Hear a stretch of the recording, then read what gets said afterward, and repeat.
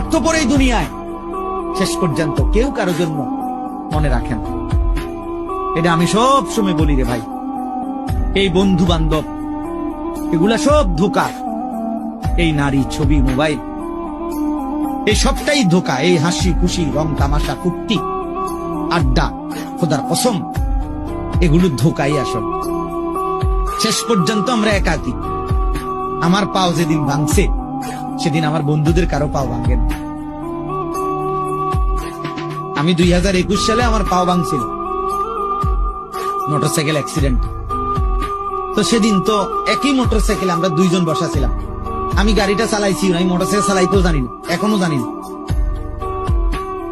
তাহলে আমার যেই বন্ধু মোটরসাইকেল চালাইছে ওর একটা সুতাও কিচ্ছু হয়েছে, আমার পাও ভাঙে। তাহলে কি বোঝা গেল? আমার সুখে আমি, আমার দুঃখে আমি।